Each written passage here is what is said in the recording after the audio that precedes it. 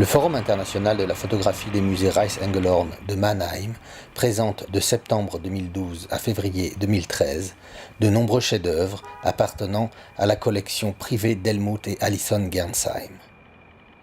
En 1963, la collection historique de Helmut Gernsheim a été achetée par l'université de Austin à Texas dans les États-Unis. Et puis en 2002,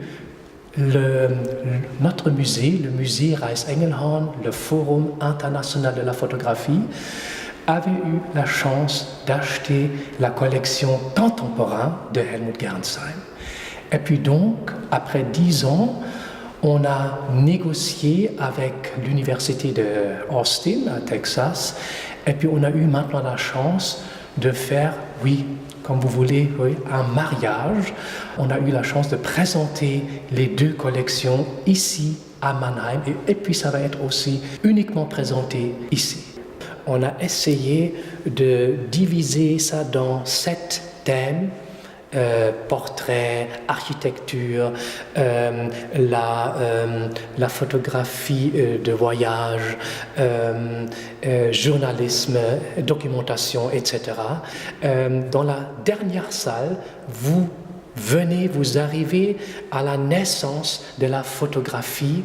Vous voyez donc dans la dernière salle vraiment, la photographie officielle représentée par Daguerre, et puis donc la photographie inofficielle représentée par Niepce, et l'autre fondateur de la photographie, Talbot, qui est très très important parce que c'est lui qui a créé une base moderne technique pour la photographie, le négatif et le positif. La pièce maîtresse de cette exposition est la première prise de vue effectuée par Nicéphore Niepce et intitulée « Point de vue du Gras ». Elle a été réalisée en 1826 et non pas en 1827, comme l'indique la notice qui a été gravée au dos de la plaque. Elle se présente dans un cadre doré et, au premier abord, ne paraît comporter absolument aucune image. Elle ressemble à un miroir brouillé. Naturellement, ce document requiert des conditions d'exposition et de conservation particulières. Alors on a une responsabilité, on doit être présent 24 heures. On a ici à Mannheim un sort de connexion d'Internet. Et puis donc, on est vraiment connecté directement avec le Getty Conservation Institute à Los Angeles, qui contrôle permanente la température, l'humidité, et puis donc le gaz. C'est un sort d'argon, et c'est conservé comme les momies à Caire. Et en plus, on a aussi des caméras permanentes avec la connexion avec la police. Joseph Nicéphore Niepce, c'était un noble, un inventeur, qui essayait d'inventer aussi un sort de technique photographique pour emprunter des anciennes images. Et puis donc, on a la preuve, comme vous voyez, la première héliographie, la première photographie du monde, qui a été prise en 1826.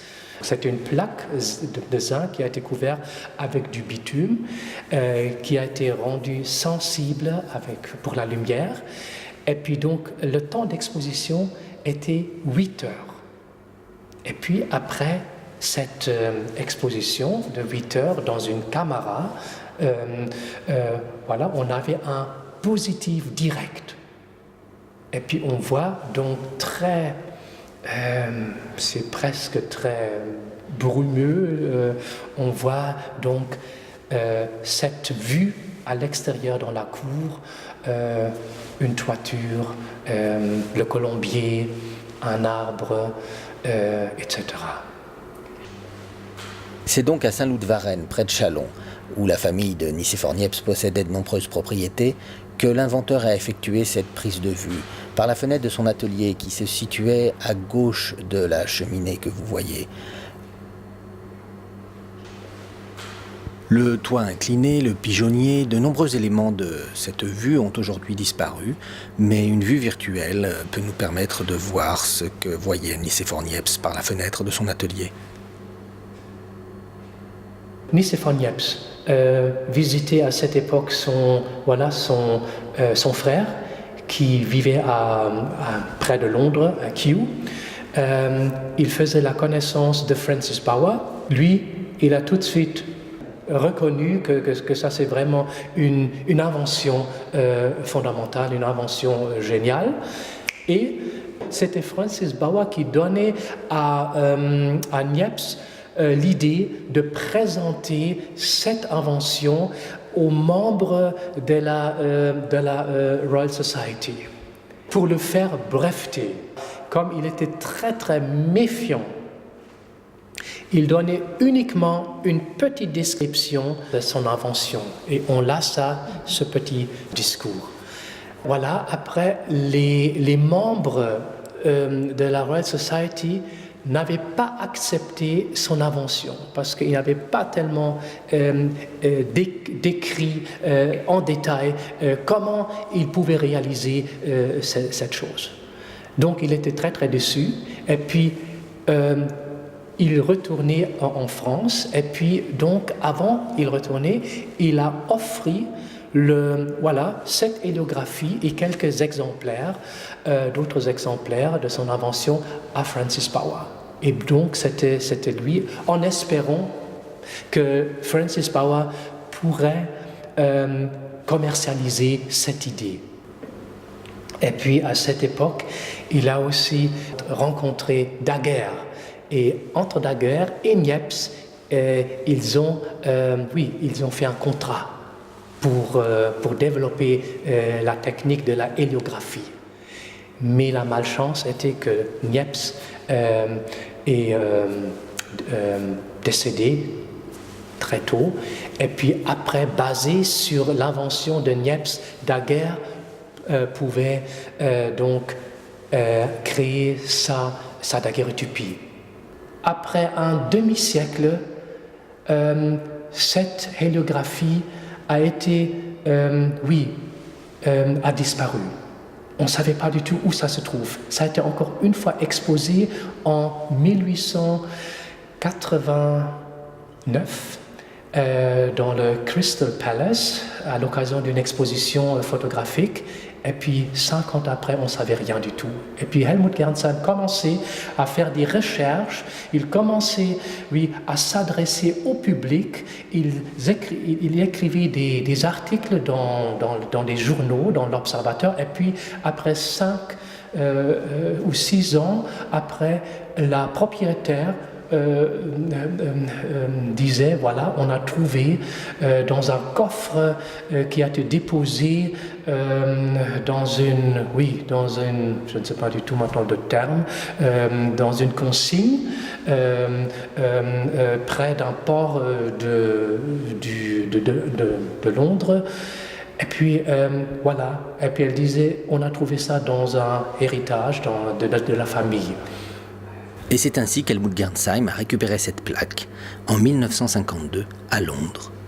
Il l'a ensuite conservée, puis offerte à diverses institutions culturelles françaises qui ont unanimement refusé de l'intégrer à leur collection.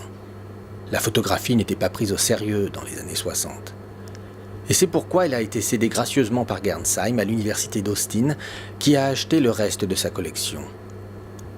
Elle est exposée ici pour la première fois en Europe depuis 130 ans. Et elle constitue, pour les visiteurs de l'exposition de Mannheim, une invitation au voyage vertigineuse dans l'histoire des images. J'avais vu l'héliographie de Niepce à Texas 2 fois, une fois en 2002, et puis j'étais très très impressionné parce qu'il y a une sorte de aura, une magie qui ressort de cette image. C'est, même si on voit presque comme dans une brume les contours très vagues, mais c'est très très fort. C'est très très fort et c'est très très impressionnant de voir voilà, le Big Bang de la photographie, la Mona Lisa de la photographie. J'étais très ému.